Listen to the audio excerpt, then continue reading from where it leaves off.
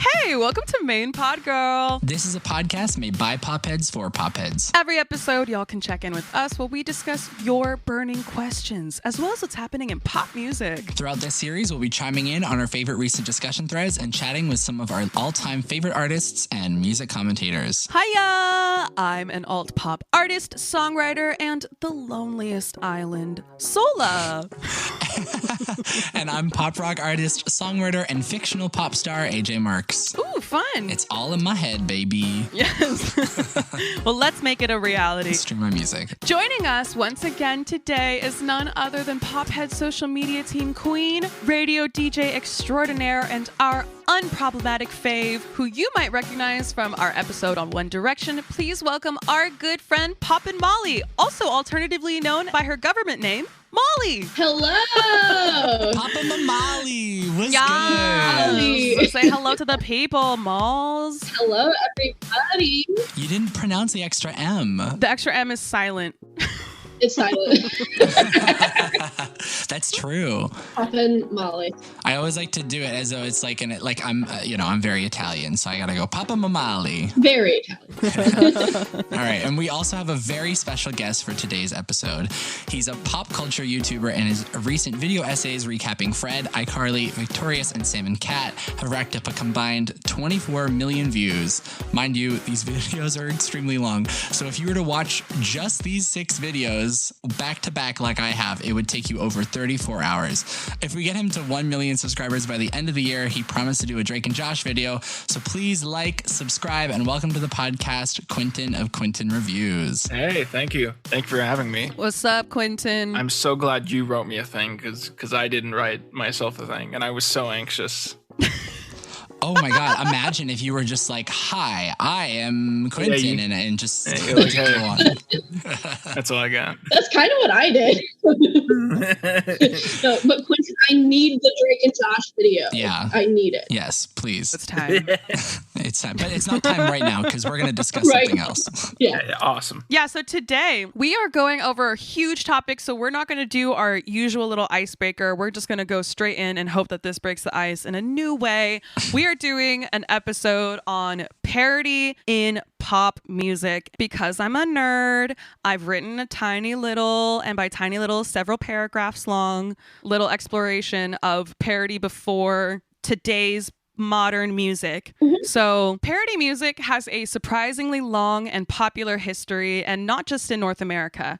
In the 16th century, something now called parody mass was becoming all the rage across Europe, where pre-existing popular songs were used as the melodic base for songs for Catholic masses. While not intended to necessarily be humorous or to ridicule the religious service, some popular songs of the era were very overtly and intentionally joking about sex in dirty, racy, naughty ways. And those weren't off limits. And they were also used as the basis for some parody masses, which, let's just admit, would be pretty fucking hilarious to hear at the time. This was such a problem that in 1562, the Council of Trent banned the use of secular material. Quote, "Let nothing profane be intermingled. Banish from church all music which contains, whether in the singing or the organ playing, things that are lascivious or impure."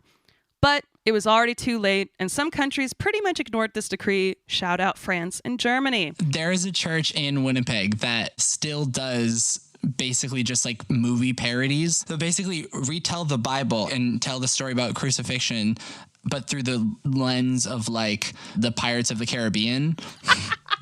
And like they'll all be like Pirates of the Caribbean, and then they'll include like pop stars in there or pop songs in there. Like they had like, I think Roar by Katy Perry was one of the songs that they covered in this. God. And like it's so random. But yeah, so I guess people still do that. I didn't know it came from this. So. Yeah, it started in the 16th century, and oh baby, it did not end there. In fact, it got even more intense. Even household names today, like Mozart, who's actually a very well-known, shady, dirty-ass jokester, composed parody pieces, including his composition entitled A Musical Joke, about which historians say its harmonic and rhythmic gaffes served to parody the works of incompetent composers of his day.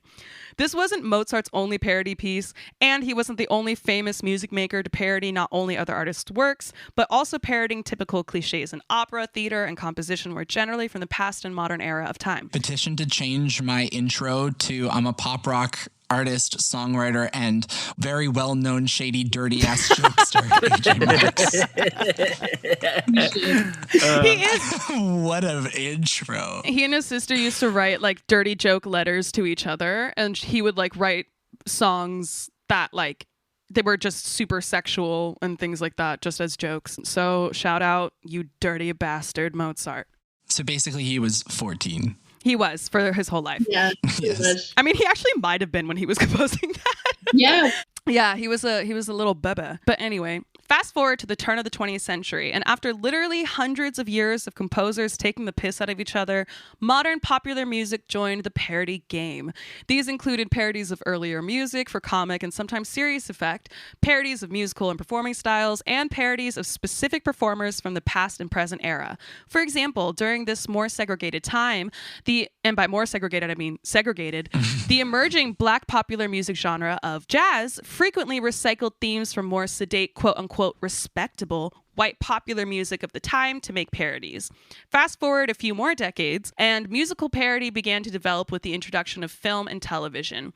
Stan Freberg made parodies in the 1950s and 60s of popular songs, including mocking the musical conventions of the day, such as Elvis's Heartbreak Hotel, in which the vocalist rips his jeans from too much hip swiveling and drowns in reverberative sounds at the end. In 1959, the Best Comedy Performance Grammy category, now known as the Best Comedy Album category, was introduced, and its first winner was the Chipmunks song Christmas Don't Be Late by Alvin and the Chipmunks. Bop. It's a bop. Another major parodist from the mid-20th century was Alan Sherman, who began making hit records with parodies such as the now classic Hello Mudda, Hello Fada.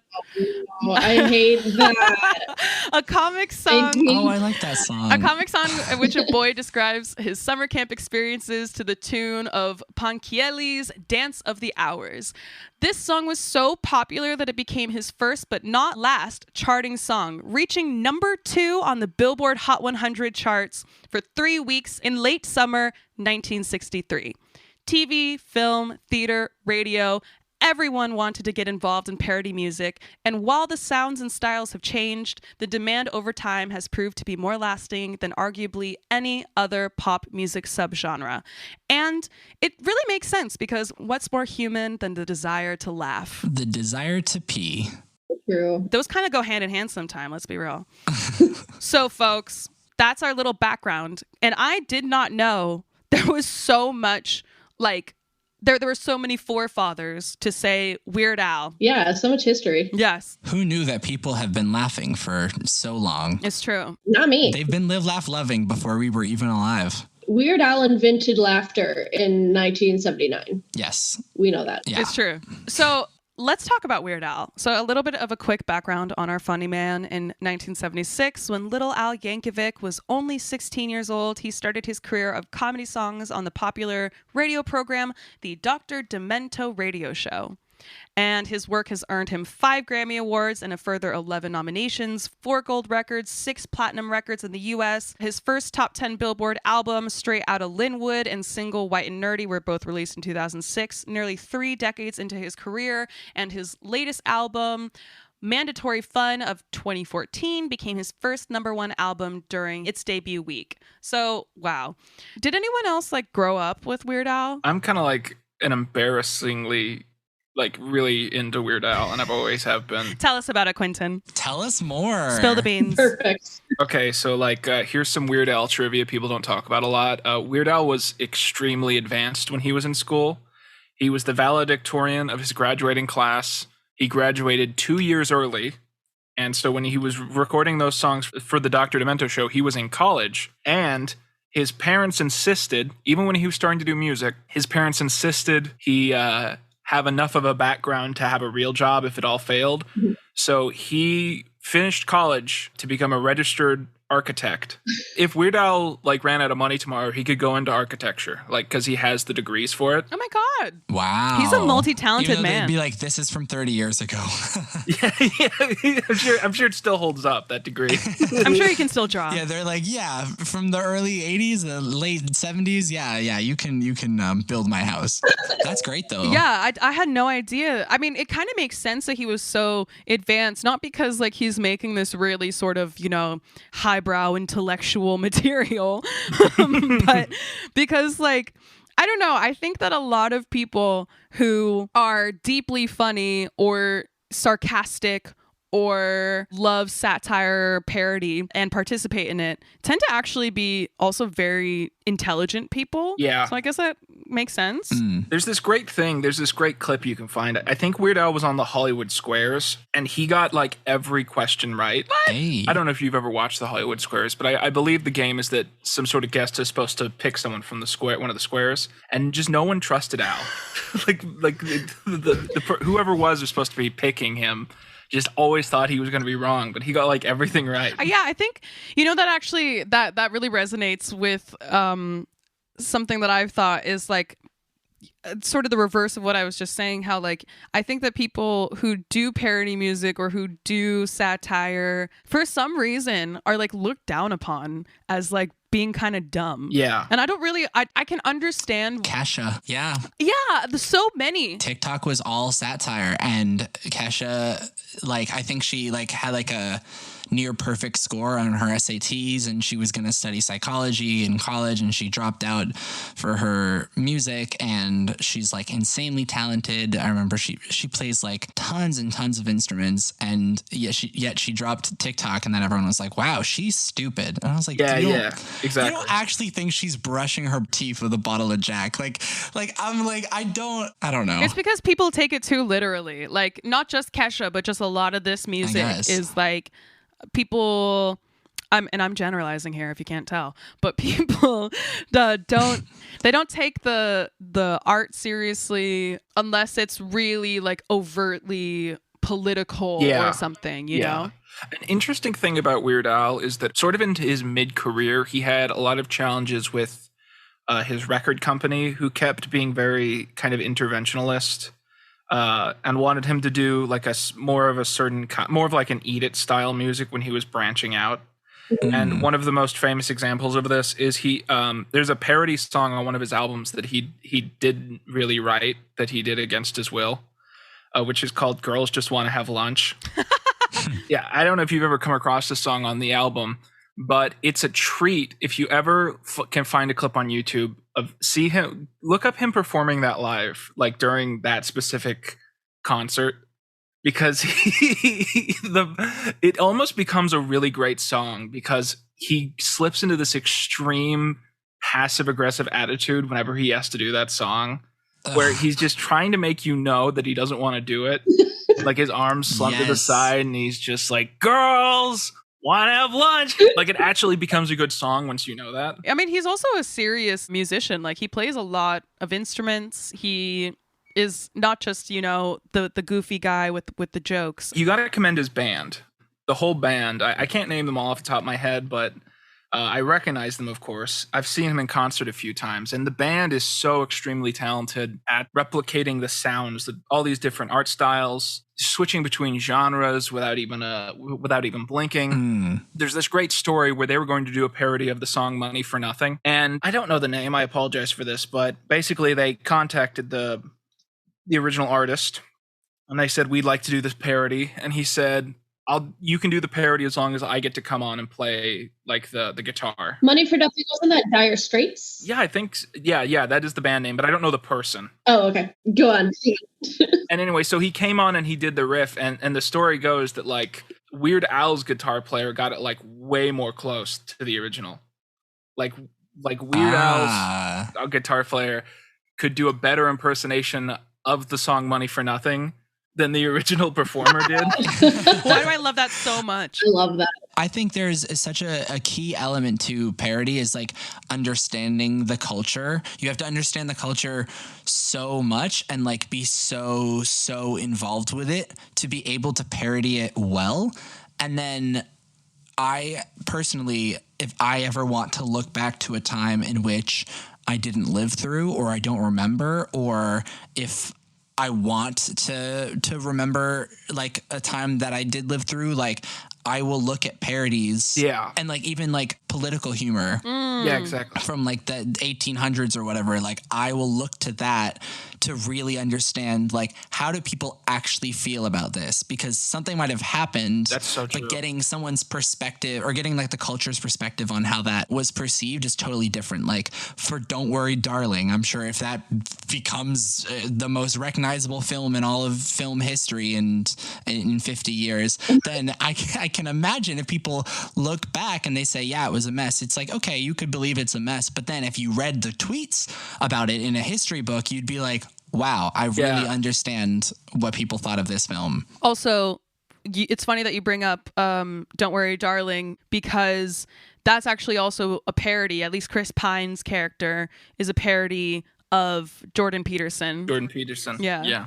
Ooh. Oh, well, I haven't seen it. I haven't either. I mean, hopefully that's not too many spoilers, because I do intend to see it at some I point. thought he was just supposed to be some kind of filler Joe Rogan type. No, even worse.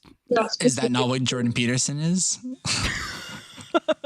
The only reason I think everyone knows this is that I think Olivia was on a press tour with Chris Pine and she started talking about Jordan Peterson and he just zoned out like he didn't care. like it was obvious he hadn't done and he hadn't like watched Jordan Peterson. He had just done the bit. Oh, really? I mean, why would he? Oh, it would be so hard to sit through so much Jordan Peterson. Yeah. I'm going to be honest. I would. Capturing a moment is a very special, beautiful thing that is harder to do than you think. And I think Weird Al is especially talented at that. And I think he actually really focuses in on that because he does have a lot of songs that are almost dedicated to being like, okay, let's make a song that like almost represents what it would be like to just live in this specific year, you know? And I've always respected that. Yeah. Oh, 100%. Or like in this specific community or in this specific, like he's just very good at sort of finding these niche pockets within his sort of own niche already, you know, like he's a niche and a niche and a niche. Yeah, and a lot of that's hard to appreciate until you grow up. Just like the feeling that's being captured in the story that's being told. I never understood The Biggest Ball of Twine in Minnesota until I grew up. I don't know if you guys have heard that one, but it's this song that's a really longer like story song that he did on on UHF, I believe. And the whole song is him describing like a road trip he goes on with his kids where they go to see a ball of twine in Minnesota. And just a lame story. But it's kind of capturing this like Midwest feeling of like that being the coolest thing you see in your childhood. Yeah, just the way he captures that, I think is really exceptional. Because I sometimes forget that he's like not especially from the Midwest because so many of his songs go for that vibe. Where is he from, actually? I guess I don't know. Linwood, California. Oh, I always thought he was in New York for some reason. Or like maybe like somewhere in the East Coast, like Rhode Island. I assume everyone's East Coast. Come on, California. Come on, California. Linwood, California is like a heavily white community, I understand. Straight out of Linwood. Exactly. So that's why Straight Outta Linwood is a funny album title. Yeah. And also like white and nerdy being a part of that. Yeah. It's so self-aware. It is. I think it's really funny because white and nerdy, to me, like and maybe this just is like telling of like where I grew up or like what they would play on radio stations that they would allow kids to listen to. Yeah. But white and nerdy, I remember all of my friends were playing that and sharing that around, and I always thought that was very interesting. And then I thought that was like the original because I didn't like, it took me like a year to like hear Ridin' Dirty by Chamillionaire. Yeah. And I think when I did with that, it was like with just like the Stewie memes. You thought Raiden was the parody? No, I didn't think it was the parody, kidding, but I was kidding. like, oh. It's like #1 Victory Royale, like that song. Yes, I love that. Well, to kind of speak to Al's influence, Chamillionaire, I think he won like an award for like best song that year or something for Raiden. And what I understand is he privately said, or perhaps has openly said, that he thinks if Wide and Nerdy hadn't come out, he wouldn't have won that. And that he specifically thinks that Weird Al parodying his song made it the song of the year. Oh yeah, which I think is really interesting. And here's a very interesting thing. That's probably true. That's probably Weird Al's most recognizable song today. Yeah. And it was made because he made a different parody song, and the record company intervened to make sure he didn't put it out. Which one? Oh. Do we know? Yeah, we do know because he put it out for free on his website. But this is a very famous song. Do you guys remember the song "You're Beautiful"? You know that song. Yes, James Blunt. Oh, how could I forget? Yes. And then so Weird Al did a version called "You're Pitiful." Yes. Oh, I remember that. God. And to be honest, it's a very paint by the numbers, like filler Weird Al song. I feel like he did that bit a couple times, just like calling someone pitiful. It's a little too reminiscent of eBay almost, just because of all these pop culture. But it's a good song, but it's not a great song. And so he only made White and Nerdy because he had this like spot on his album because the record company told him he couldn't do Pitiful. Damn. I always love stories like that. And in the music video, there's a reference to this where when he says, "I edit Wikipedia," and you see him editing Wikipedia, he's editing the Wikipedia page of the record company that told him he couldn't release Pitiful. Oh my god! Oh shit! What? That's so juicy. Love that. That's so shady. Wikipedia tea. Weird Al songs have a lot of really good disses like that. Like he did a breakup song where he actually ripped up his ex-girlfriend's picture in the music video. Like stuff you wouldn't think Weird Al would do. Like it does get juicy. It does get pretty juicy. He's smart, but he's also messy. That's true. When you were talking about how White and Nerdy, or how Ryden won an award possibly because of White and Nerdy, I also think that to some extent, like that era of like turn of the decade, like late 2000s into early 2010s, like that YouTube parody era really solidified a lot of the songs, at least to me and maybe other people my age, but like solidified a lot of those songs as like very visually like recognizable songs. Like if they parodied the music video, then the music video is like even more like iconic or recognizable to people who have seen those videos, because you would start to notice details because a parody would blow one detail out of proportion. You'd be like, oh, okay, I understand that. And I understand that reference. And I understand that reference. And the big one for me was Key of Awesome when I was a kid. Yes, that's exactly what I started thinking about. When you were talking about that just now, I two things came to my mind: Minecraft parodies and the Key of Awesome. That's all I was thinking. Minecraft parodies? What were Minecraft parodies? They were just, I'd never watched them myself, but you always see clips of them out of context, and it would just be like people would take songs and then parody them to be about a Minecraft character, and then they'd animate a music video. Oh, I was thinking they remade it. Have you ever seen them, Molly? I'm too old for that. Oh, you were laughing for it, and I was just like, is this something this is a culture she's a part of? No, I just think it's funny. In concept, it's just funny. Yeah, so just a little bit of background. They are comedy music videos, song parodies, and comedy music sketches, as their YouTube description describes. Christ, word choice, friends. They have 3.3 billion views, 5.43 million subscribers, and over 1,000 videos since they joined YouTube in 2007. So, wowzers. That's a lot. Yeah. And a bit of context, before they started doing Key of Awesome, they just did political parody videos, just like wannabe Daily Show stuff. So if you remember, if you're old enough to remember like the song "I've Got a Crush on Obama," that was also them. Yes. Yep. That was on SNL, wasn't it? I don't know. Was it? Maybe it reached that far. Oh no, she. I think the "I Got a Crush on Obama" girl, I think, appeared in an SNL like political cold open. Oh. I think I remember this happening. Yeah, well, that makes sense because Key of Awesome were based in New York. I was actually just thinking that. Yeah. When we were talking about how Key of Awesome isn't around anymore, I was just thinking like it's because they were in New York. Let's be real. Like if they operated out of any other city, they'd still be going. Yeah, the competition is stiff for Key of Awesome there. Yes. I remember specifically like their Kesha parodies. I know that I brought up TikTok earlier, but it was just interesting like watching them parody songs like TikTok, which were already satirical, which were already like jokes, and then they were like jokes on jokes. And I think some of them, they did it really well, and then I kind of tuned out a while ago because I mean some of it did not age well. Yes, some of them weren't that good. It's kind of like horror movies. Yeah. Where like you'll have horror movies that are parodies of horror movies that were already dark comedies, and it's like, okay, I don't know what you're doing there. Yeah, there's like Scream.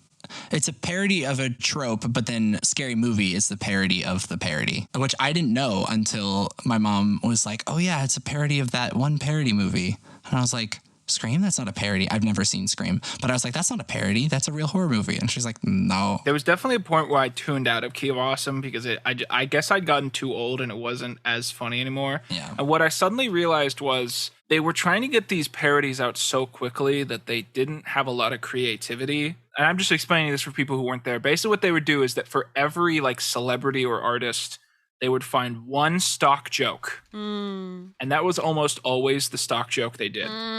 Katy Perry was like, I'm sexy. All the Kesha parodies are the same. If you've seen like the first two, you've seen all of them. Yeah. All the Justin Bieber parodies are the same, even when he like hits puberty. Oh, really? Yeah, it's like a joke about how he hits puberty. Oh, Yeah. sad. But so it got really repetitive. Mitt Romney's always a robot, that kind of thing. But it's very of the era, so it is charming to look back on. Yeah. Not to detract from Key of Awesome, but to sort of go away and then come back, is almost a year before they released their parody of TikTok, a group called the Midnight Beast from London parodied TikTok. And it was so popular at the time, not nearly as popular as the Key of Awesome one, but Kesha even tweeted about it saying, holy shit, this is better than my version. And, She had a good sense of humor. Yeah. And Jay Sean even posted it saying like someone should mix this with Pants on the Ground and all these different sorts of like references for the time, which made me giggle. And off the back of their success from that and further songs, parodies, what have you, they even got their own TV show, which featured most of the music from their debut album. And the concept of the show was very similar to The Monkees, which we'll also get to, which was a TV show in the 60s. But I think it was the 60s. But it's just interesting how there were so many parodies of almost the same flavor of this song that's in itself satirical or a parody, or it's more satirical than it is parody, the original TikTok, but yeah. And there's yet another one, Kurt Hugo Schneider. Oh, yes. Kurt Hugo Schneider, he has a video of like Allison Williams, the actress from Girls and from Get Out. She is sitting there with a black background on a stool singing a really pretty version of TikTok, to like an acoustic version where she's like, oh, whoa, oh, oh, whoa, what? Yeah. Oh, like doing it like a ballad. And it's beautiful. And then she mixed, just a sign of the time, she mixes Replay by Ayaz in there. Wow. Oh my God. Speaking of capturing a moment, there's one Key of Awesome song that I constantly find myself going back to, just because it's such a funny song, but it's so specific that it takes a minute to explain if you weren't there. So, like, of course, everyone remembers the song Somebody I Used to Know, right? Oh, of course. Yes. So after that came out, a bunch of people started covering the song on YouTube.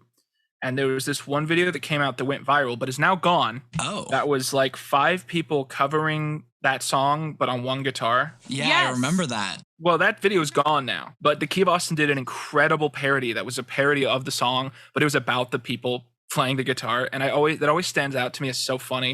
And the whole bit is that one of them's like addicted to drugs and he's like pawning all their stuff, and that's why they only have the one guitar. I guess the guitar things wasn't necessarily a parody, but it was a parody of a cover of a song that was popular.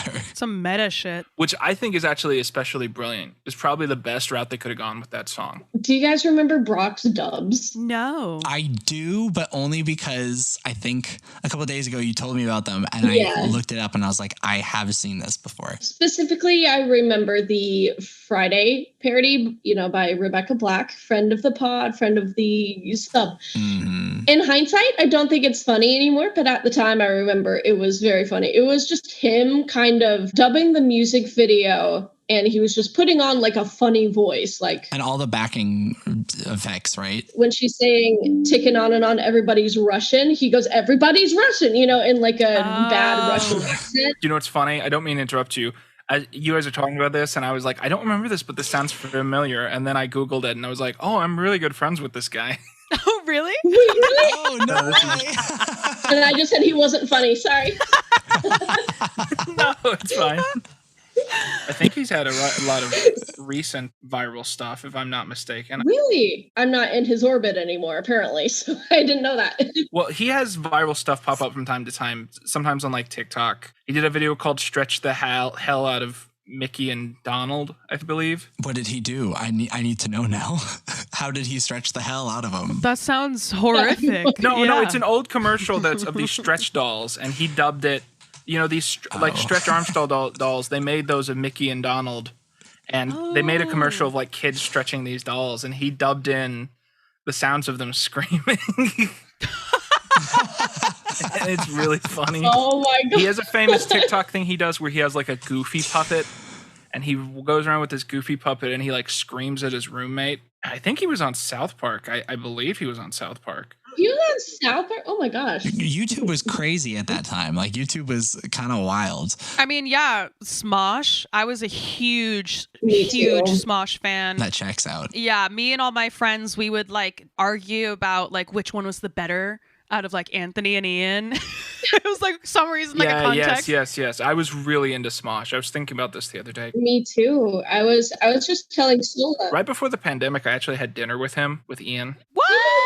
Gosh. It was real low key, but I was having a bad time, so I made like a really bad like first impression. But he's really cool. He's really chill. But after I hanged out with him, I was thinking about like it's wild that I didn't freak out more about that, because like I was such a Smosh baby. A Smosh baby.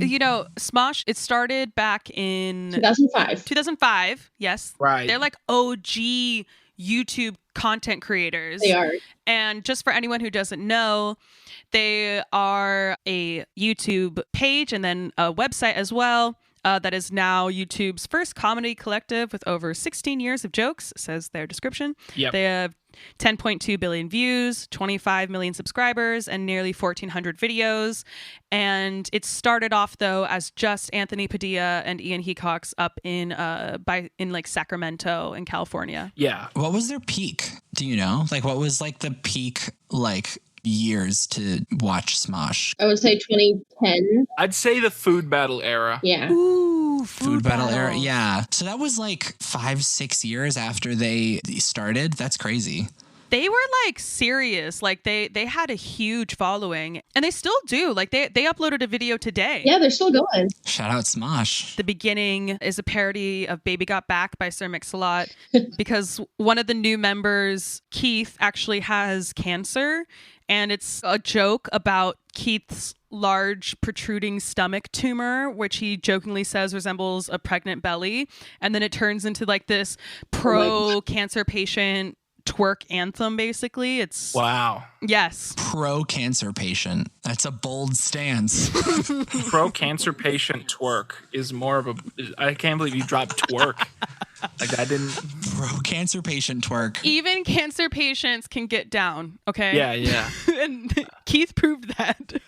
Oh, when you said get down, I thought you meant be sad. Oh. And I was like, Sola, please. No. Another YouTuber that I watched a ton of this era, I guess, was Venetian Princess.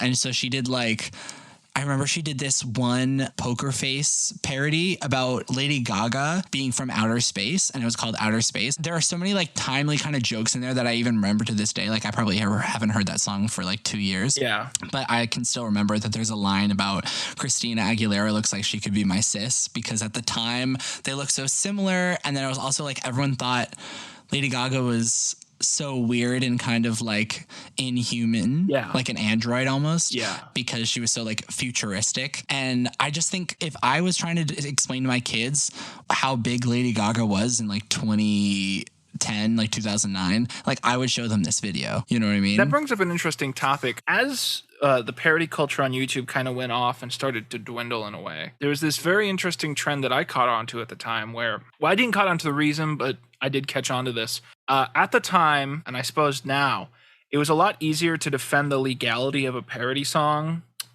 if it was mean, basically. Fair use is easier to defend with parody music that samples so much if it's making a point that can't be made without the sampling. And so what that typically means is that actually like rewriting a song's lyrics to be about food is less legally defendable then rewriting a song's lyrics to be about how an artist is a hack. Oh. So like as the era went on, like so many of these channels shifted almost exclusively to just being mean to the people they were parodying. Crazy. Which is a really different vibe from like Weird Al, who actually has to get permission. Oh. Yeah. Does do the occasional meta. So like so many of the Key of Awesome parodies are like that, where it's just like the song is just calling Lady Gaga like a Madonna ripoff hack, and that's the whole bit, because it's like easier to defend legally. I did not know. That's crazy. Yeah, and then they can sell the songs separately and all that kind of stuff, and it's easier to keep it up on YouTube. There's a lot of stuff going on there. Yeah, and I guess that makes sense with the law, just like in terms of like, I mean, if they're making fun of the artist is naturally inclined more to want them to take it down, and then could be biased because they just don't want like bad PR or whatever. So yeah, so in the eye of the law, it's like, because it's the same thing as like a review. Is like if I review a movie and I say it sucks, there's this argument of like, well, that's fair use because the movie studio would not pay me to do that. Oh. So it should be allowed. And so like it's the same logic with like music parodies, where so many, if you're doing it like freelance and you don't want to pay $10,000 or whatever every time you want to parody a whatever song, you know, just make it mean, and it's more easy to defend legally. that makes sense, especially with Key of Awesome. That makes a lot of sense. That explains so much, honestly. Yeah. But then there's I think there's one artist specifically that is very representative of that, and it's a guy it's a guy whose name escapes me because I never liked his stuff. What was it? Starts with a B, and he was adjacent to Key of Awesome, and he's infamous for like selling out to China. What's his name? Was it No, is it? Bart Baker. But yeah, Bob's Burgers? Yes. yeah. Oh. Yeah, him. I never liked him. I actually originally wrote it in as Bob Barker. yeah. I wrote it in as Bart Barker because I was thinking Bob Barker. And I was like, wait, Sola, that's the host of The Price is Right. Yes. I was confused. I was like, what? Bart Baker. Yes. There we go. Yeah. Bad Bart. But the thing about him, just to give him a little bit of context, is that he has 3.3 billion views as well, just the same as the Key of Awesome, 9.91 million subscribers, but he has that amount of views with only 205 videos. Wow. He is the king, as he declares himself, of music video parodies. And I mean, I think that those numbers kind of, tell you that. But according to our YouTube consultant, he sucks. With an artist that old, you should also naturally presume that there's like a dozen videos that are missing. That makes sense. But yeah, that's still really impressive. Oh, 100%. You know what? Speaking of YouTube content creators that we were obsessed with, I actually was really, really into The Lonely Island when they were just on YouTube. And Right. this is a good segue into talking about SNL more generally and digital shorts. But The Lonely Island, I was like, me and my friends were obsessed with We Like Sports. Yeah. And just sort of their other sort of goofy videos on YouTube that were so deeply low budget. But again, we would fight over who was the best one out of the three of them. But yeah, so did you guys ever see The Lonely Island before SNL? No, not me. I think they maybe popped up once on my radar, but once I got into them, I became enamored with the pre-SNL material. Really?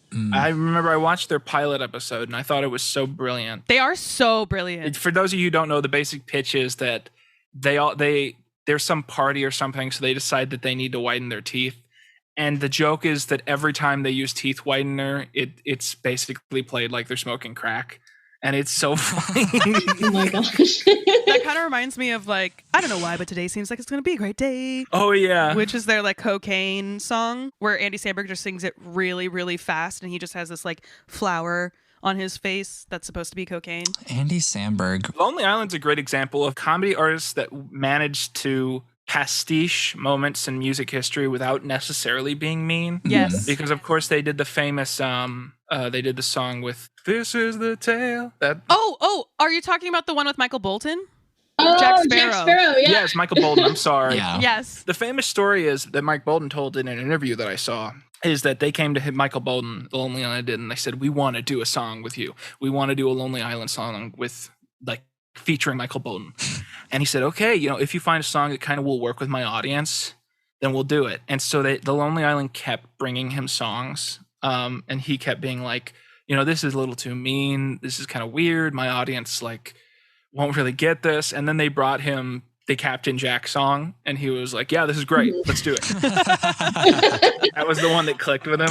Yeah, it fit really well. I think it was a great fit. I love that they were like, we've worked with Rihanna, we've worked with Akon, we've worked with T-Pain and Justin Timberlake and Lady Gaga, but we need Michael Bolton. Yeah. And it's funny because that's not great. the only thing that they've done with Michael, first name basis. But just for context for people, so the Lonely Island were a comedy trio on YouTube, I guess. I don't know if they were on other platforms or they were doing stuff before. I think they met in college, I think they were doing stuff like, I think maybe YouTube was their main platform, but like, they started doing more than that, I think. Yeah.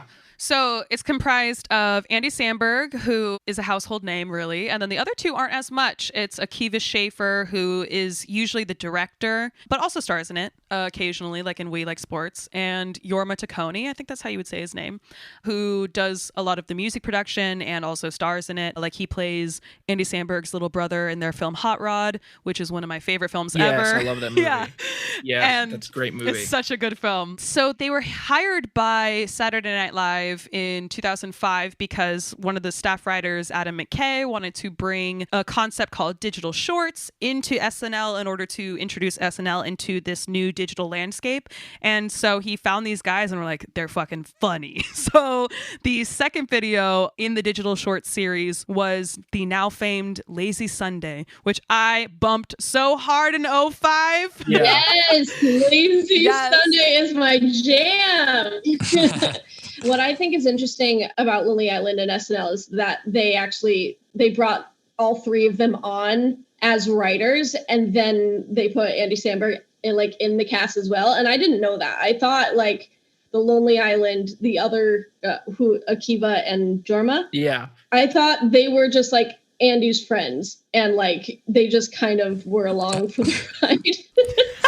I mean, they could have been. I didn't know they were writers at SNL. Yeah, they all found each other, and it was a match truly made in heaven. So thank you, heaven, for that. Yeah, the Lonely Island, where that name comes from is they were roommates, and the Lonely Island is what they called their apartment. Oh, And they were roommates.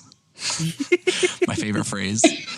Oh my God. So I'm sorry, but I hope that there was like a fourth roommate that just was like really out of the loop and just like not funny, like did like like computer science or something. I love that. And they were writing the song Three-Way, like they were all like having a lot of fun with it, and then the fourth person's like, can I join? And be like, no, that ruins the whole rhyme scheme of the song. It reminds me of Bill and Ted. yeah. Bill and Ted originates as an improv like session that like the two writers who made the movies did. They did this improv session, and there was a third guy originally. Oh, no way. But it just did. Oh. It didn't vibe, so they just got rid of it. Bill and Ted and the third guy. It was like, yeah, Bill and Ted and like Jake, and Jake just like fucked off. Yeah. Bill and Ted is Wild Stallions is one of the most famous fictional bands in pop culture. Yeah, I mean, there's a ton of fictional bands from pop culture, like Spinal Tap. We got the Ruddles. We got Oh, and the Wonders from That Thing You Do. Yes. I don't know if anyone knows that movie. I loved it growing up. Educate us, Molly. Educate us. So That Thing You Do was a movie, I think from the 90s or something. It stars Liv Tyler. It's actually in Tom Hanks. It's a stacked cast. It is a stacked cast. It's either the 90s or early 2000s or somewhere around there. And it's mainly a parody of the Beatles and their early touring life and how they got together. And the main song in it, That Thing You Do, is supposed to be I Want to Hold Your Hand, essentially. Wow. And it's a bop. It's like really, really good. some fun facts. So it's co-starring, written by, and directed by Tom Hanks in his feature writing and directorial debut. Ooh, I didn't know that. Yes. And so the song called That Thing You Do was actually nominated for an Academy Award and a Golden Globe for Best Original Song. It deserves. I want you to finish your thought about it charting, and then you told me that it did more than chart. Please. So you said that it charted, and then I was saying it did more than chart. It was nominated for like both an Academy Award and a Golden Globe. Okay. Sorry, that was. But did it chart in the UK? Because that doesn't count. I don't know. Coming for the UK. They do have 200 songs here in the UK for their top songs. Crazy Frog, like #1 in the UK. Yeah, we don't talk about that. Bob the Builder was #1 in the UK. A song about sausage rolls was #1 in the UK. Amazing Grace, a song about America.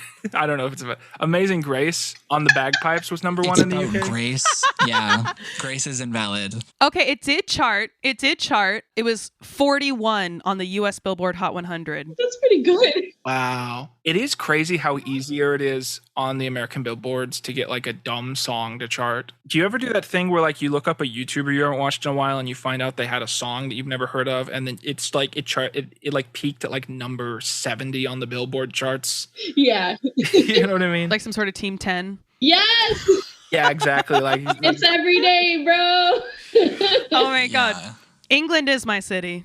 It's true. It's true. England, it's where I live. And no, I'm not from Compton. But you're right. Stacked cast. And I'd never even heard of that thing you do. I hadn't heard of it either until Molly showed it to me. You guys even went to Lipa. Come on now. That's true. Yeah. Well, there are so many Beatles parodies. There's so many. There was Yeah. the Monkees as well, I know. which originated that song from Shrek. Okay, so let me tell you about a movie/band called the Ruddles. Let me give you a bit of story. Monty Python was a very famous comedy group in, you know, where you guys are. Shout out Monty Python. Yeah, in the 1970s. And they had a TV show on for several years. Now, Monty Python infamously had a lot of ego in the cast, right? I think the big infamous people were John Cleese and Eric Idle. They were like very famous for being egotistical.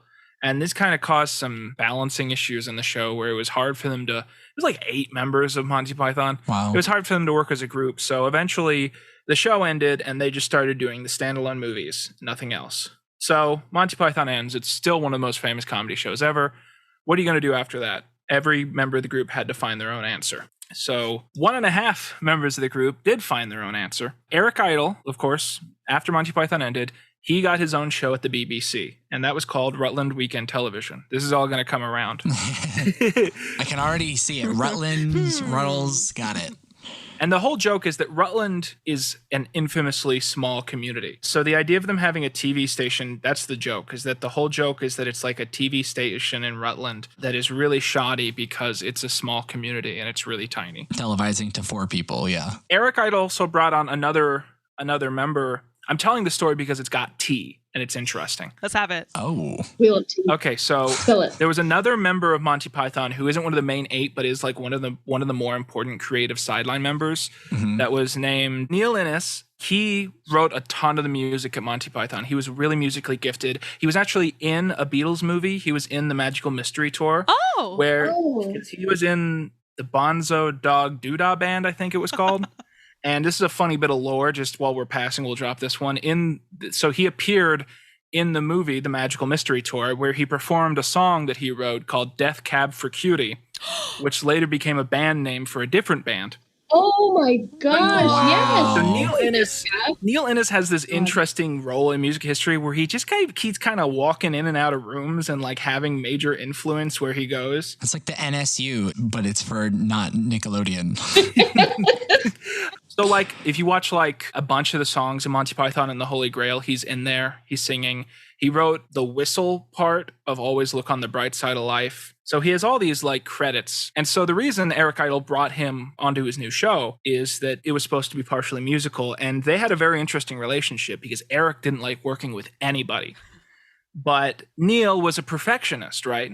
So they had this TV show, and basically all it was these 2 creative people making their own stuff and then having meetings to try and shove it all together. And so Neil would work on a parody music video, and they'd have a meeting where he'd talk about this parody music video he was working. And Eric would be like, well, I want to do this skit. So we'll work that together, and it'll be like a skit with a music video. And that was what the show was. Oh. One day they had a meeting, and this is backed out by numerous sources. And Neil said, I want to do a parody of A Hard Day's Night, the Beatles movie. And Eric said, well, I want to do a skit where there's a documentarian who is so boring that the camera runs away from him. They combined that into a parody of the Beatles called The Ruddles after Rutland Weekend Television. Eric came up with the name. And so The Ruddles was the skit they did. It was just blatantly the Beatles, but it had a different name and it was just a little off. And it was a parody of A Hard Day's Night called Hard Day's Rut. And the joke was that it was like a Beatles documentary, and Eric after the music video, Eric is talking about the Ruddles, and it's like a 1-minute segment of him explaining the history of the band. And as it goes on, the camera keeps getting a little faster. Oh my God. To the point where at the end of the segment, he's running to try and catch up with it. Anyways, I love this. but because Monty Python was so big, they had a lot of connections. And at that same time, Saturday Night Live had just started up in America. And of course, everyone on Saturday Night Live loved Monty Python. And there was almost this unspoken thing where they were trying their best to get all of the members of Monty Python on the show. Eric Idle hosted one week, and he brought this skit with him, and he showed it on SNL. And the whole joke was that Lorne Michael had jokingly tried to get the Beatles back together. And so Eric was like, oh, there's been a mishap. You accidentally got the Ruddles back together. And he played the skit. I love that.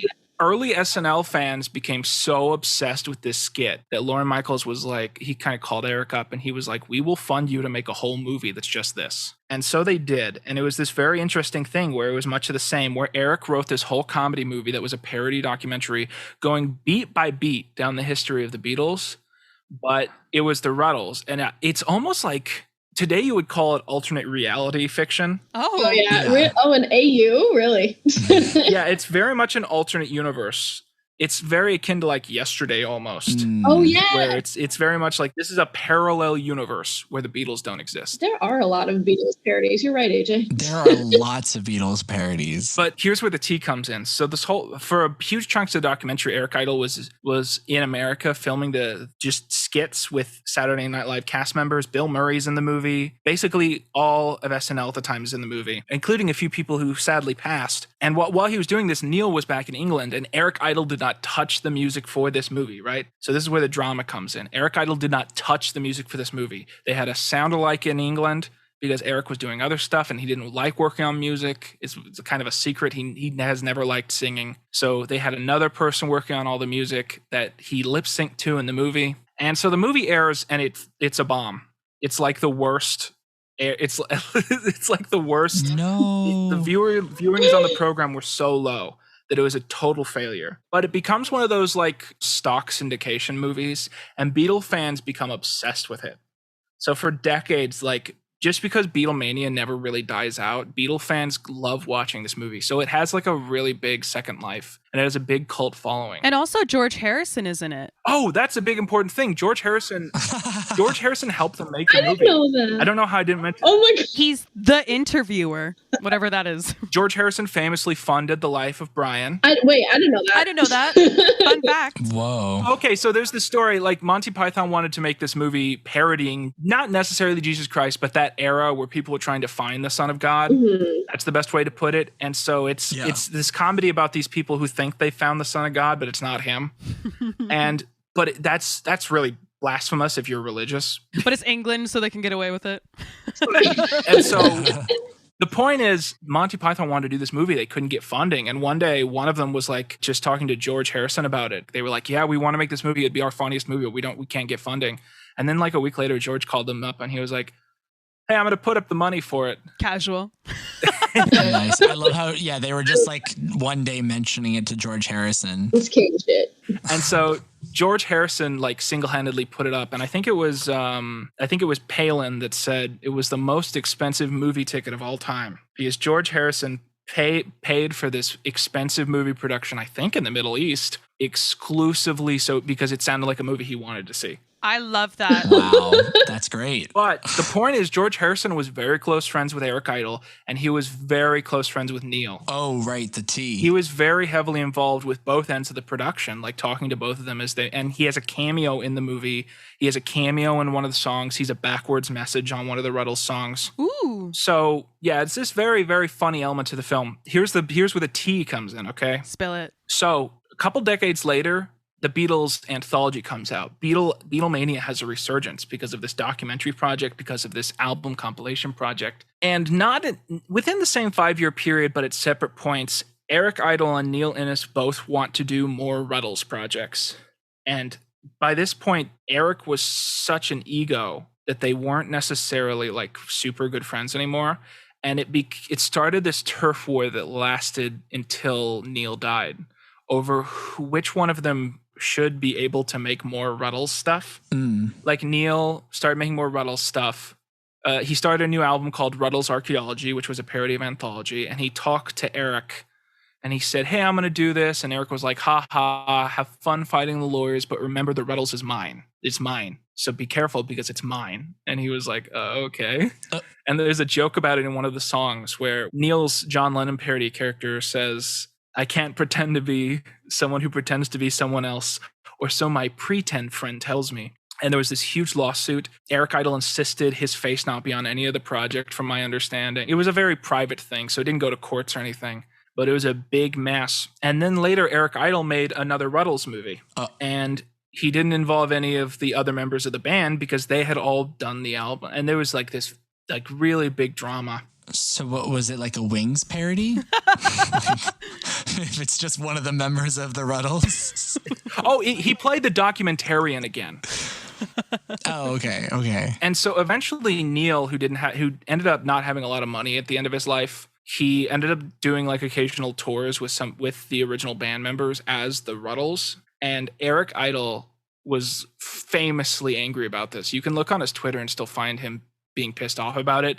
Because in his mind, because he made up the name the Ruddles, he should get royalties whenever the music gets played. Oh my God.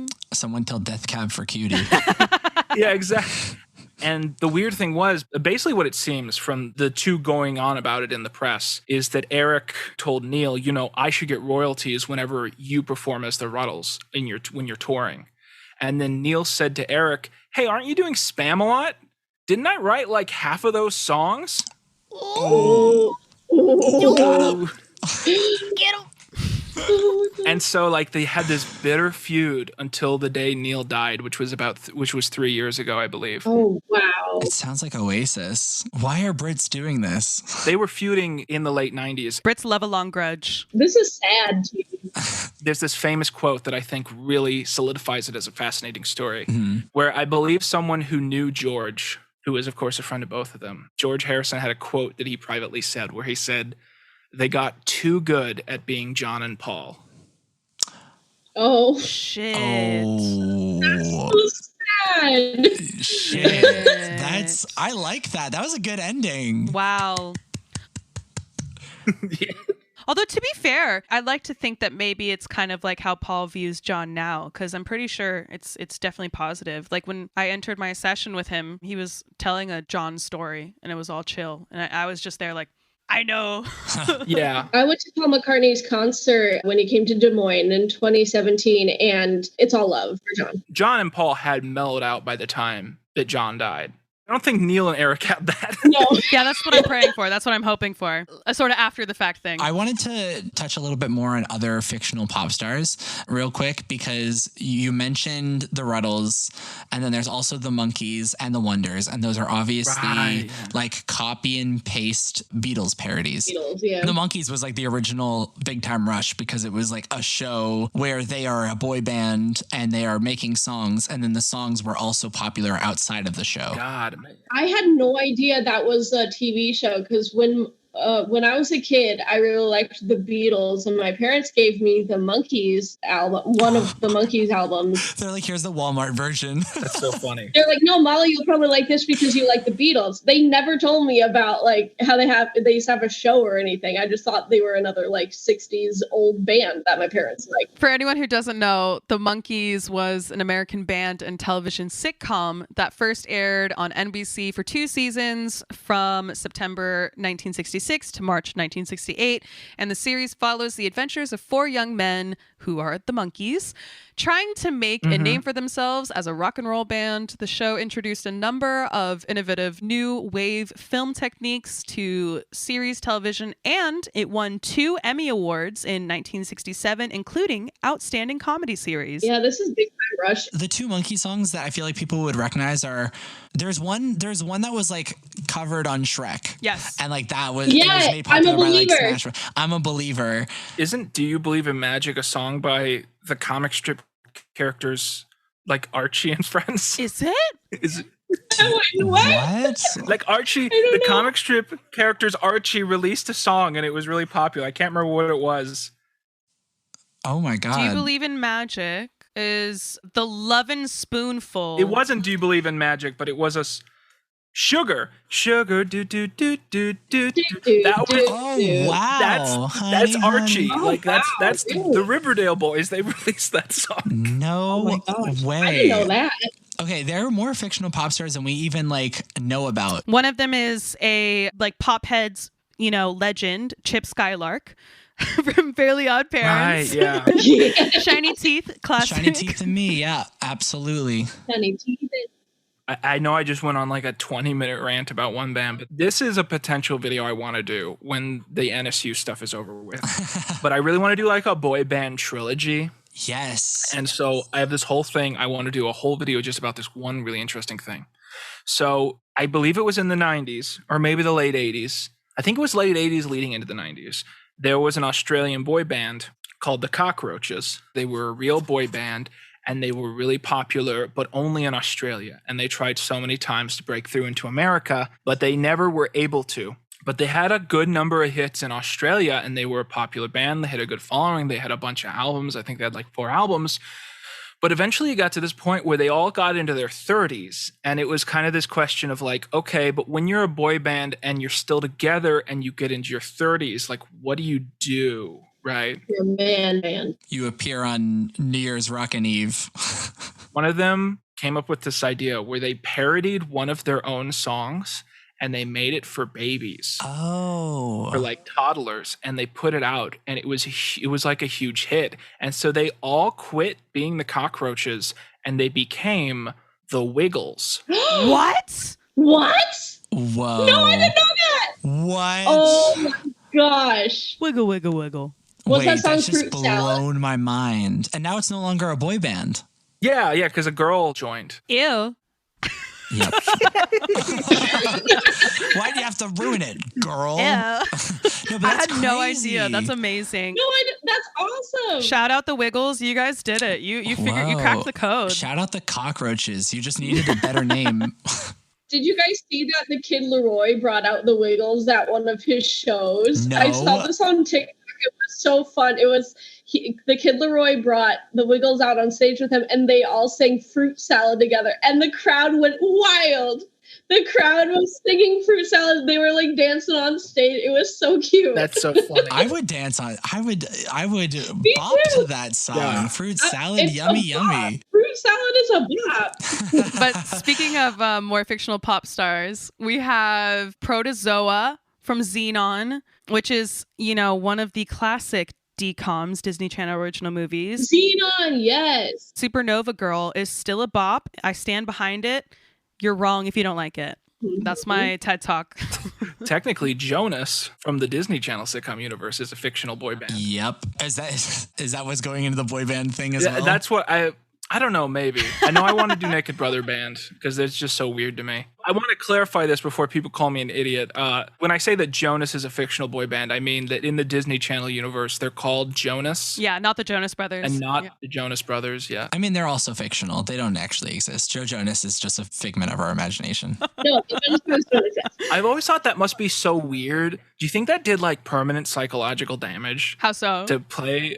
I don't know. I just think it'd be weird to like play a fictional version of yourself that has like an on-screen romance that isn't real. When you're like a kid. Who knows? And then you also have to have like you're in a real band, and with that real band, you are playing a fictional band as well. Everything is so meta. Yeah. And then people are like, hey, are you still with that girl? And you're like, no, that was a TV show. I mean, to be honest, like at least perceptually from the outside looking in, they turned out okay.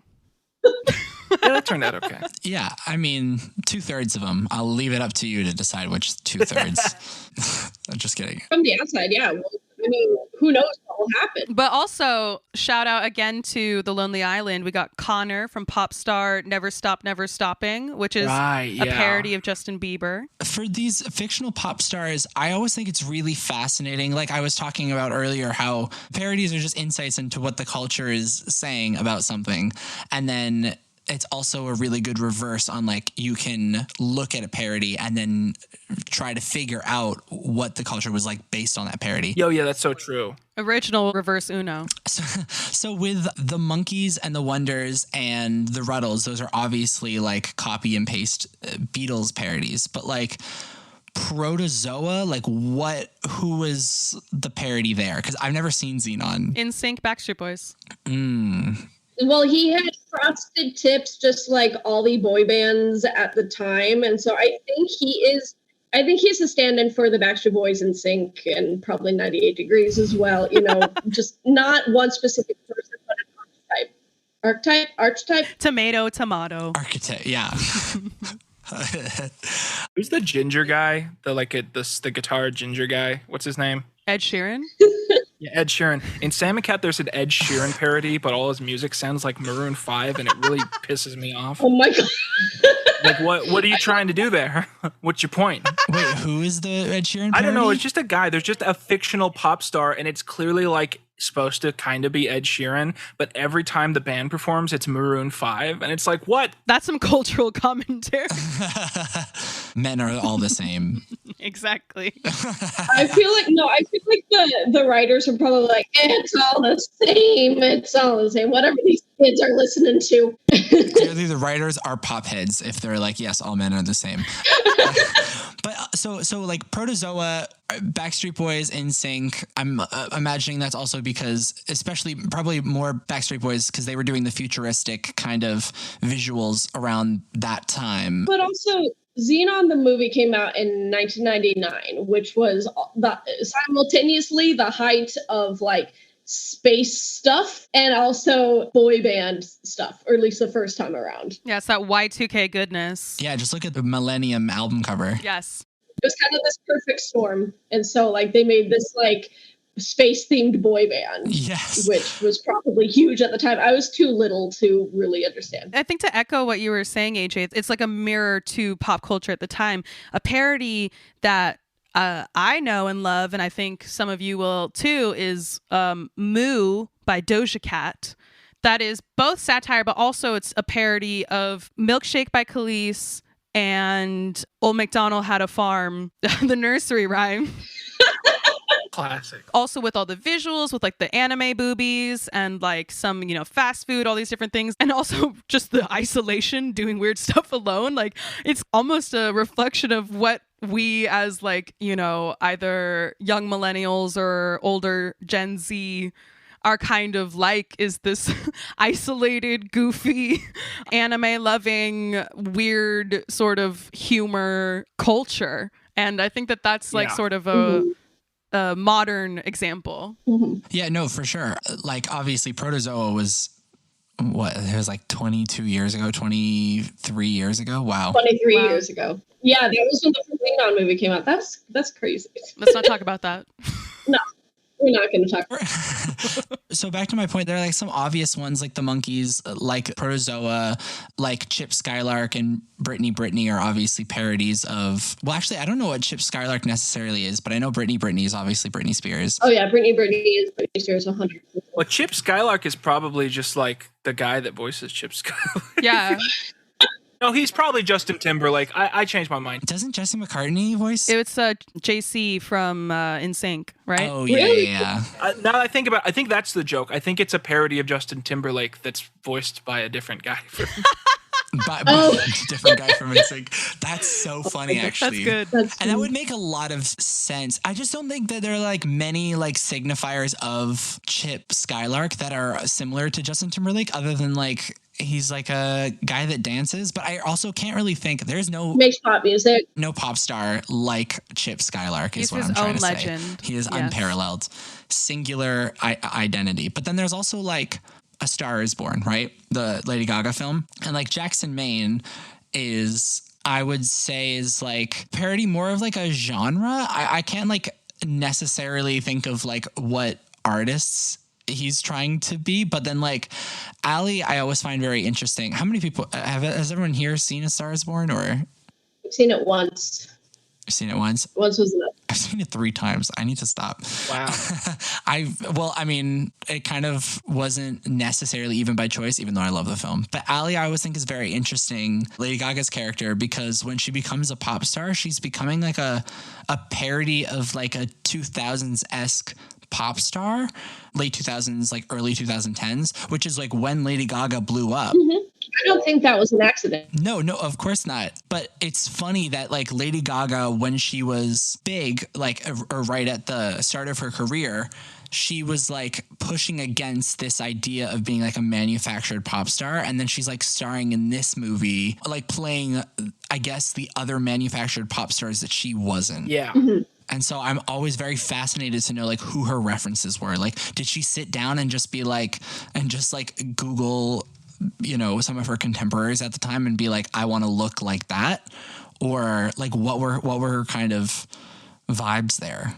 It's hard to pinpoint. She made it hard to pinpoint. The best Taylor Swift song is a parody of what people think Taylor Swift is like. Oh, is that Blank Space? Blank Space, right? Are you a Swiftie, Quinton? I'm a Swiftie, but I often think her music is so enjoyable because I don't think that highly of it all the time. I thought you were going to talk about her SNL feature where she's like, I'm like 8'4" blonde hair to the floor. That's not SNL. That was for like the CMAs or something. I thought it was for SNL. Was it? Oh. No, it was. No, she did it with T-Pain because T-Pain really likes country music. And so he was at a country music award show with Taylor Swift, like during the Fearless era. And so they did this like parody, or maybe not parody, but just like a silly rap song together. And oh, wow. Yeah, that's what that comes out of. That's what that was. Because that's also my favorite Taylor Swift song. No, I'm just kidding. Before people get mad at me, I want to really quickly explain my position. When I listen to Taylor Swift, I sometimes will be like, well, that's not a good lyric. And then I think like, what would I be going through if I wrote a lyric that dumb? And then I'm like, oh, I feel so much now. Like when she writes some bullshit like my heart is a Christmas tree farm, you're like, oh wow. Is that a real lyric? What would I be going through if I wrote a lyric that stupid? Is that a real lyric by her? That's in Christmas Tree Farm. That's her Christmas song. Well, I assumed it was from the song Christmas Tree Farm. Otherwise, that would be very jarring to put in like style. All too well. That's interesting to think about, like, in terms of, I mean, actually, just all of it, but like, just for the rap on fictional pop stars, I mean, obviously, one of the biggest fictional pop stars on the planet, or on the fictional planet, is Hannah Montana and her dad, Robbie Ray. Then you get into a whole different genre, which is like, I almost feel like the Hannah Montana thing fits in its own pocket, which is kind of questionable with parody, where it's like manufactured pop star schlock. You know, does that make sense? Yeah, like they're trying to create a new pop star as a pop star while also having it be meta, like a Big Time Rush. I think that is all by itself fits more into satire than parody myself. Yeah, that makes sense. And like, I think her other character, her Black Mirror character, Ashley O, is like a little bit more of a parody because it's supposed to be someone who's like, I guess, against her will, having to do all these like happy songs and then like wanting to like break free and like write her own songs and be more like deep with it. Yeah. And I find that the wig is very telling. So she like wears like a purple bob wig, which I find very telling because, like Ally in A Star Is Born, like it's like having the different colored hair was like the thing around when Lady Gaga was becoming a huge star, and then same with Miley Cyrus. So I think it's like both of them were like parodying the people around them, because Ashley O is kind of like, she's futuristic, so she's kind of like a Lady Gaga-esque type figure, but like not nearly as weird. So she's also kind of like a Selena Gomez-esque type of figure, where she's like her look is very clean. But I mean, everyone was doing the bob wigs at that time, like the purple hair and stuff like that. Like Nicki Minaj was wearing all these wigs as well. So I always think it's interesting when you're making a fake pop star to like try to take all the signifiers of different pop stars and put them all together into something where people can recognize as like the most basic version of a pop star without actually like being anyone in particular, if that makes sense. Yeah.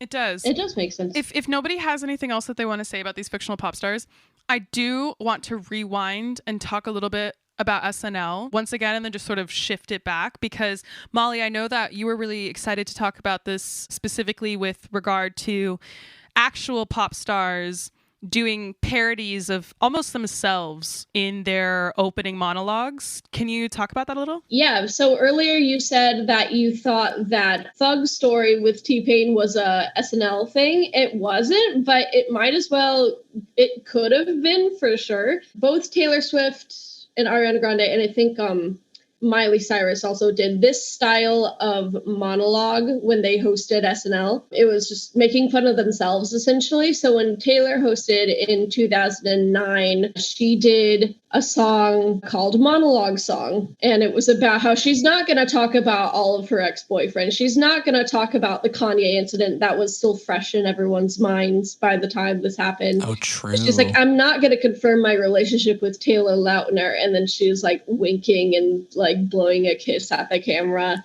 singing about that. And then Miley did hers right after the Salvia scandal. Do you remember yeah, when she was like smoking in a bong and people like freaked the fuck out. Yeah, she was a girl just doing a legal drug. It's legal, but people made a big deal about stuff like that back then, and still a little bit now, but especially back then. I mean, I do think it was probably weed, and they just said it was salvia because they were like, "What's the not legal one?" Or what is the legal one? What's the not legal one? How do we fix this?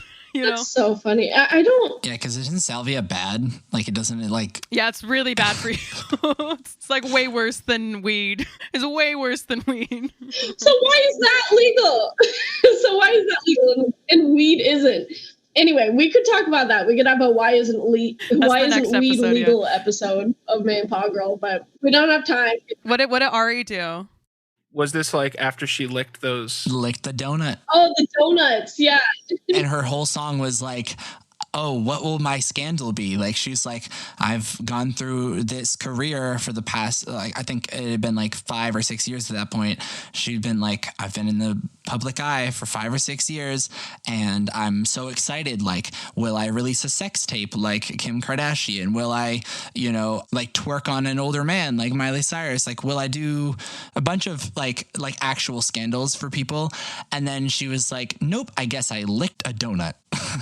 And that will be my scandal, because that was like the biggest thing for her at that point. Okay, but that is disgusting though. Like, licking a donut and then putting it back, that's gross. Putting it back. Come on, girl. Pretty wild. She like really got to highlight how ridiculous and overblown it was. Like, she was uninvited to the White House because of it. And I'm like, ooh, I kind of feel like that really like, it just feels not right. Like, they were like, it's consequence to your actions, girl. They were like, we thought you were perfect, but you licked a donut. Like, it was just the most random thing that someone can think of as well. Now you don't get to meet Obama. Yeah. I think Ariana's almost like an example of like why parody music is kind of phased out. I just don't think it works as well with the music we have right now. So many times I'll just have like an Ariana Grande thing playing in the background, and then halfway through a song I'll realize it's like a comedy song she did, and I'll be like, well, this isn't funny. Oh, you mean like... Oh, like what? Yeah, she did a bunch of like James Corden songs, and the music is pretty good, but then you listen to lyrics and you're like, this sucks. It's not funny. Oh, yeah. Like the COVID one that was so cringe. The Masked Christmas or something. Yeah, Masked Christmas is another one. Yeah, that's not good. I do think that like, yeah, parody music like today is, I think it's definitely sort of in a hiatus. But we do have these like sort of small glimpses when it comes to like, I'm sure SNL is still doing musical things. I'm sure. I haven't watched SNL in a long time, but yeah, Pete Davidson's holding down that fort.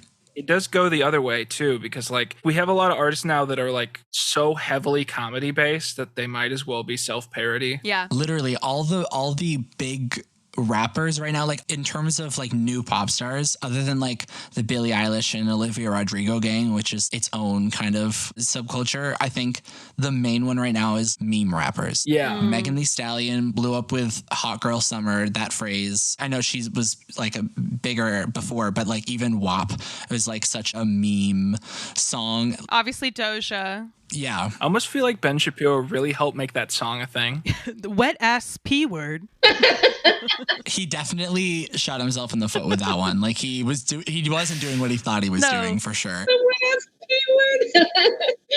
But WAP, and then Lil Nas X is a huge example, and then Lizzo is another example where like Lizzo, everything she touches turns into a meme. Like I feel like Keke Palmer, why is she not big? Because everything she touches turns into a meme, and she has great music. So. But there's also like, there's BB No Money, there's Young Gravy.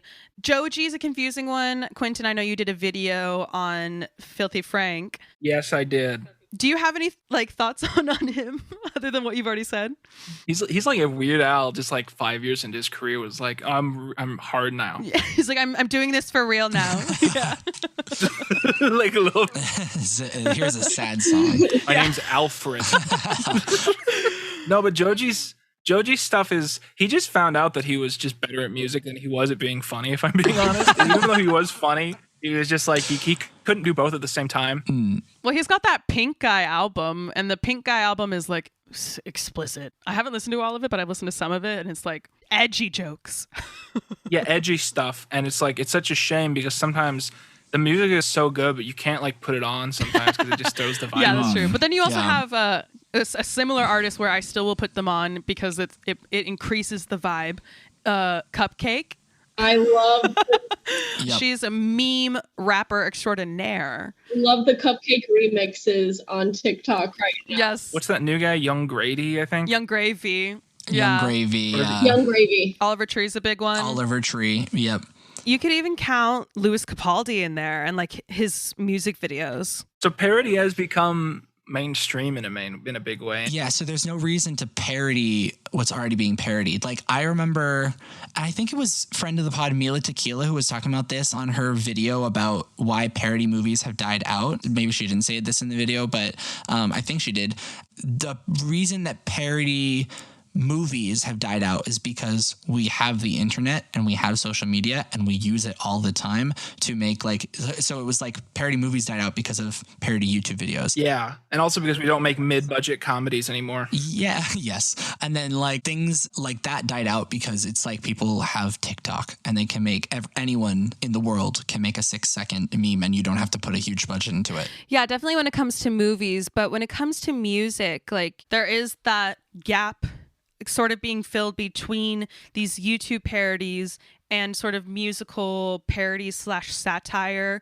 And we'll get into satire in another episode, but satire and parody with Tiny Meat Gang, because they're both YouTubers, Cody Ko and Noel Miller. And they're also rappers who are actually like touring as comedians, YouTubers, and music artists, like at the same time. So we're in this new era of almost like meta kind of jokes, you know? Like it's really, yeah. We have transcended parody and we are now in this new era of satire being almost like expected and celebrated. And, you know, like with hip hop more generally, satire and parody has always been buddies with hip hop from the get. So I think that that's like a different discussion that we'll have on another episode. But I just wanted to say that like there is something bubbling up. But all that to be said, all these meme rappers that we're talking about, all these musicians, artists that happen to become memes or deal in that sort of like world, or they're just naturally funny and that makes its way into the music because that's a part of who they are. Satire has always been a part of music, and I would consider that more satirical than it is a parody. Like I wouldn't say that, you know, Lizzo is trying to be a parody, you know, like it's not that, but I understand totally that like what you're saying, you know, we'd have to go example by example and moment by moment to say whether or not something's being a parody or something's being satire that these artists are doing. But for the most part, I'd say the through line between past parody music and what's going on now is the feeling that it gives you and the innate humor of it. But I Yeah. feel now it's like a little bit more really truly interwoven creatively as part of the art, because it's like serious music. Like they're serious artists, Yeah. but like not in the way that Weird Al is. So now let's play a little game that our guest Molly has come up with. For anyone who doesn't know, she is a radio DJ. We said this at the top of the episode, but she's a radio DJ. She gets requests all the time. This is Who Dat, Who Dat. No, for real, Who Dat. Who dat? Who dat? We can credit that excellent name to Sola. And Iggy Azalea. My official title is music director. Ooh, she's a Oh. director. I get requests a lot, and sometimes people want to hear songs, but they don't know what it's called, or they don't know who the artist is, or both. And so I have to decide, or like try to like Google quickly or think in my head, what does this person want to hear? What is the actual name of this song? So I have a game where I will give you the wrong artist and wrong song title, and you have to guess what the correct artist and song title is. Okay. So you've gone through a lot of pain, and you're basically like, I want to be the person who doesn't know what it's called, and you will be the Molly. Yeah. Great. Okay, sweet. Let's do it. Let's have it. All right, so the first one I think is a softball. Magic Dragons Lightning. What do you think that song is? Imagine Dragons. Thunder? Yeah, Thunder by Imagine Dragons. It is Thunder by Imagine Dragons. Magic Dragons. Magic Dragons. Every time I think of Imagine Dragons, I think of Dragon Tales. And I'm like, I'm going to tell my kids that these were Imagine Dragons. I have a second one, and I only have 3. These next 2 are a bit harder, but we'll see if you can get them. This listener wanted to hear You Saw Me Naked by Taylor Swift. What do you think this song is? I'm going to guess as a curveball, it's not Taylor Swift. That's my guess. I don't... It's a bold guess. Oh, look what you It's a made me bold do? guess. No. You saw Well, that might me be because naked. I'm too sexy for my shirt, right? It would almost work. Maybe. I don't know. You saw me naked. Oh, I mean, Is the song called Naked? No. No. no. Oh, you're thinking of the Ava Max song. Because I was thinking of that too. Oh, what is You Saw Me Naked? Is it like Your Body by Christina Aguilera? Like, Is it the song that's like, I knew you. Da, da, da, da, da, da. Oh, I Knew You Were Trouble. And you saw me naked when I walked Yeah, that's what in. I was just thinking. It involves seeing. When you It walked involves in. looking. That was my guess. It's not a bad guess, but do you guys give up? Yes. I give up. It's Small Talk by Katy Perry. What? Because one of the lyrics is, isn't it weird that you see me naked? Oh. You have an impossible job. How are you supposed to know that? I know, I'm just like, and Taylor does not mention being naked in any of her songs that we have, or maybe in her entire discography, but it was so funny. That's incredible. That's incredible. Wow. Fantastic. You Saw Me Naked by Taylor Swift. I need that Taylor Swift song now, really. Hit us with the next one. Okay, so the last one I have is I Don't Have a Gun by Lala. Is it Lord or Lala, the song by Sam Smith, or I Don't Have a Gun? I Don't Have a Gun by Lala. Oh, is it? Lala. Wait, It took me a while to get this one. It's not Lalaine. this is ringing some bells in my tiny brain. Is it like the Yeah Yeah Yeahs? No, it's Nirvana. No, I don't have a gun. That's what it is. Yes, it is Nirvana. Yes. It's a song called Come As You Are. Yeah, okay. That makes so much sense. That Good job, AJ. Lala. Oh, instead of Nirvana. Got it. Wow. Yeah, Yes. Lala. Okay, that makes sense. Oh my God. I am so shook that this is part of your job. This is so I love this game. this is amazing. Part of my job is answering the phone to nonsense like that. I love this. Thank you to Molly's listeners for being absolutely fantastic. Thank you for giving her hell. We have now reached the final portion of our show, which is our top 5. This is where we list our top 5 of a certain category from number 5 all the way up to number 1. Obviously, and in honor of the Parody King, we're going to do our top 5 songs by Weird Al Yankovic. So I'm just going to run through mine really quickly. So these are all from my childhood. I just wanted to go with my gut. Yeah. So number 5, Pretty Fly for a Rabbi. Yeah. Number 4, Amish Paradise. Number 3, eBay. Number 2, the one that we all know and love, White and Nerdy. So self-aware.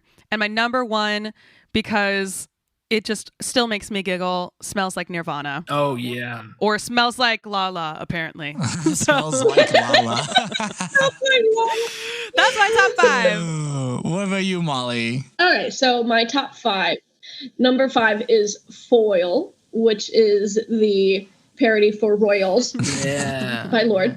Number 4 is Party in the CIA, which is a parody of Party in the USA by Miley Cyrus. Almost made my list. Yeah. Yeah, that's pretty good. And then number 3, Like a Surgeon, parody of my favorite Madonna song, Like a Virgin, but it is the best Madonna song. You guys are not ready for that conversation. That's a different episode. Number 2 is also White and Nerdy. Yes! I love that. That's like the first Weird Al song I heard probably in middle school. That checks out, yeah. And then number 1 is Trapped in the Drive-Thru, which is a parody of Trapped in the Closet by R. Kelly. Yeah. Please do not cancel. But Amy, my sister, and I put that song on a mixed CD for a car trip that we went on, and it's the only parody song on it. It's all these like serious songs, and then Trapped in the Drive-Thru is like the middle of it. And so it was just iconic at the time for us, and so it just brings back a lot of memories. In your car playlist, have you ever been in a drive-thru and that comes on? No. Oh, that would have been perfect. I was just talking to my friend about how brilliant that is, about the whole joke is that it's the most boring story. And just the way he emphasizes parts of the original song, which were dramatic, just is like very dull. Like I haven't really heard a bunch of the R. Kelly version for obvious reasons, Right. but I know there's some, probably a couple points where he's like, and I looked at her and she looked at me. You know, and in the Weird Al song, that's emphasized for just the most mundane things, like the teenager at the drive-thru who's just like phased out and isn't responding. Yes, it's great. It's so like it tells the story. I love storytelling songs when they're serious as well, and so I think that's why I kind of like this one as my top one as well. Yeah. But it was so funny. Aja, it's all you. Number 5 would be Word Crimes, which is a parody of Blurred Lines. I hadn't heard this song until making the top 5, and I found it really enjoyable and educational. I learned so much about grammar to the tune of Blurred Lines. He gave an interview where he was talking about, at that point, YouTube parodies were so big that whenever he had a parody idea, he would Google it to see if someone else had done it. Like he was going to do a parody of Let It Go and call it Make It So. And it was going to be about Star Trek. But then he Googled it and someone else already did that. Whoa, that's so weird. The reason he did that song that way is that every parody on YouTube was just making fun of how like rapey Blurred Lines is. Yeah. And he was like, what if I do a parody that is just about something else entirely? Yeah, that's the thing I liked most about it, was that it was a little unexpected. Same with my number 4, which is Trash Day, which is a parody of Hot in Here. Yes. And I like that one because it's relatable. Because sometimes you put off taking out the trash for a while and then you have to. True. That one's so good. There's something rotten here. I'm realizing that I didn't say what any of my songs are parodying, but that's fine. Yeah, that's okay. just look them up. My number 3 is White and Nerdy, but I think that's like a nostalgia pick mostly. Yeah, all mine were, to be fair. It's less for the content and it's more just because I just remember that so vividly. It was a moment. That's why I chose it too, because it was like, as we have been talking about this entire time, like capturing a moment. Yes. Number 2 is Canadian Idiot. Oh, yeah. There's just something about Canadian Idiot that was just so simple, but so effective, I guess, here. It's like hard to believe that he's not Canadian. Yeah, he captures that niche, as we said. Yeah. And then my number 1 is eBay, which is a parody of I Want It That Way. I mentioned it on the podcast before. I originally thought this was like a meme song. Like I thought it was like Banana Phone by Rafi, where you just find it on YouTube and you're like, like, oh, this is a song that someone just made. And that's because when I first found the song, it was like a YouTube video that someone made probably on like PowerPoint or something. Yeah, I remember those. And it was like a Smurf TV tray. And then it's just like a picture of a Smurf TV tray. And then he talks about something else and it shows a different picture of that. I remember disagreeing with the image they used of Kirk or something like that. Yeah, there are some that I'm like, I don't really think that, like, it was obviously made by like a 12-year-old or something, but who didn't get the jokes. Yeah, exactly. Yeah. But anyway, so eBay, I did not know that was a parody when I first heard it. That's how I found the song I Wanted That Way. And that I also didn't know that was Weird Al. So that's just when completely taken out of context, it slapped. And yeah, that is my top 5. What's yours, Quinton? I realized as I was listening to you guys, I knew that I was going to have more deep cuts, but I realized mine's now going to sound pretentious. No. White Nerdy would never end up on my list. And I was like, that's a good song. Really? Okay, so my top 5 Weird Al songs. I thought about this a lot. I have this long list of like honorable mentions that didn't make the list. I think it'd be funny if I read these really quickly. Do it. Okay, so my honorable mentions are The School Cafeteria, Take Me Down, I'll Be Mellow When I'm Dead, Beverly Hillbillies / Money for Nothing, Your Horoscope for Today, Smells Like Nirvana Hardware Store, White Nerdy, Do I Creep You Out? Don't download this song. Please don't nuke us, North Korea. The last one was almost a real left curveball. I love the way you read that. Like, it smells like Nirvana Hardware Store. Just the way. Side effects may include, yes. For real, my top 5 Weird Al songs today, because I'm sure tomorrow I'd have a different list. My top 5 Weird Al songs. Number 5, Skipper Dan. And it's a comedy song about a guy who was a theater kid and thought he was going to end up being a big movie star on theater. And then he gets stuck as one of the skippers on the Jungle Cruise ride for the rest of his life. And he wants to die every day. It's really funny. Damn.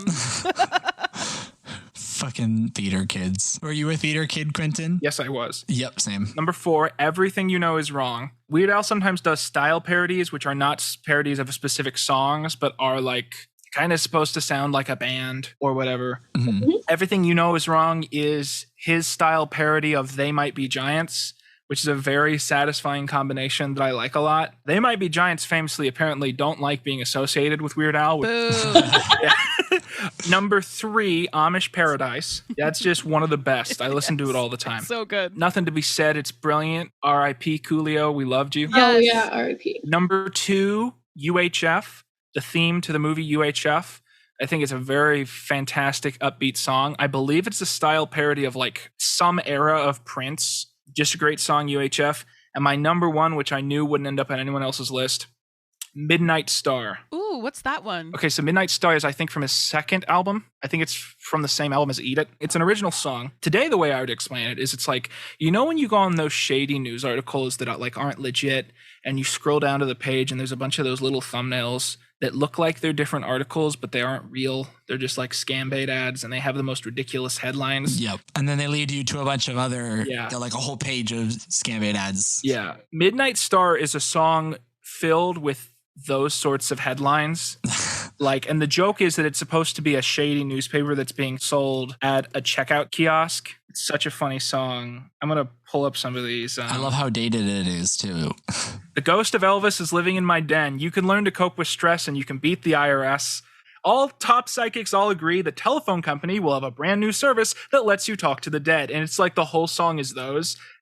Top psychics all agree. That's so accurate. And they're keeping Hitler's brain alive inside a jar. Midnight Star, I want to know. It's so good. That's why whenever he does a vanity tour, the ill-advised vanity tours, it's a different kind of tour where he doesn't sing parody songs. Mm-hmm. I always make sure to go to those because he always sings Midnight Star because I like to think he knows it's one of the best ones of his non-parody. Oh my God. He knows it's your favorite. Wait, how many times have you seen him live? 3 times. I saw him on the first ill-advised vanity tour. I saw him on a parody tour. And then I saw him a few weeks ago, I guess a month or 2 ago now, in Ohio. Oh, wow. On his second ill-advised vanity tour. And on both vanity tours, he sang Midnight Star. I love that this is so recent, too. Yes. That's great. How old is he now? He's like early 60s. Yeah, Crazy. still going, still touring. I love that. He was born in 1960, so yeah, he's early 60s. Oh my God. Go Al. Yeah. You get that coin. You get that. You do your thing. Fantastic. Well, thank you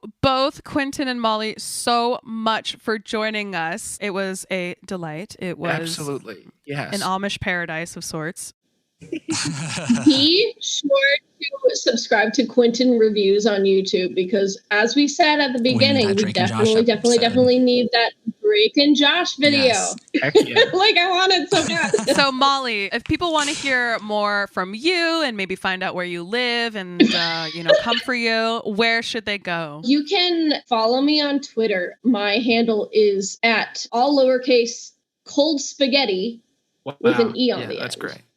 That's a good one. Yes. You do a lot of TikToks for Popheads too, right? Yeah. I used to. I actually am not signed in anymore. It's usually someone else who does it. But please follow the Popheads TikTok account. We're just Popheads. It's poppin'. Excellent. Follow the Pophead TikTok account and also tune into the Molly Suter show on what's the KCJJ. Our call numbers are 1630 KCJJ AM, and you can find us on TuneIn if you don't live in the Eastern Iowa area. Excellent. Yes, so tune in on TuneIn. Quinton, if people want to see more of what you're doing, follow you, give you that sweet, sweet loving, where should they go? I don't know. No, you can go to my YouTube channel. It's youtube.com/ all one word, Quinton Reviews Kitchen Sinks. Yeah, I've also got a Twitter. It's twitter.com/Q_review. If you search like iCarly or Victorious on YouTube, I'll probably pop up. So that's probably the easiest way to find me. It's probably like the first video. Wow. That's actually so sick that you have that power. Miranda Cosgrove could never. She wishes. She's got nothing on Quinton. Yeah, same with Ari. They both wish. But Miranda, if you're listening, please join the podcast. Please come on the podcast. And respond to my emails. Yes. If you want to follow me, you can find me at I Am Sola Music on all platforms. New music coming. Stream my song Thin Line on all streaming platforms. Awesome. One word. Go do it, please, because please. AJ, what about you? You can find me at AJ Marks Official. I know it's a pretentious tag, but I made it a while ago, and I think all the other ones were taken by my personal accounts. So like, it was like the thing to do in like the mid 2010s, you know. I just didn't want to be. Yeah, I wanted that was the last choice. So I'm AJ Marks Official on all social media platforms, and then I'm AJ Marks on Spotify if you want to stream my music, or on Apple Music or wherever you listen to music. Oh, stream. Amazing. And if you're listening to this on any podcast platform, please feel free to also subscribe. Give us, some stars, preferably 5 would be amazing. And leave a review if you want to hear something specific, or if you just want to give us some, kind words, leave us a Quinton review. And also thank you so much, Nick, for the artwork. And yes, okay, bye. Adios, everyone. Bye. Bye.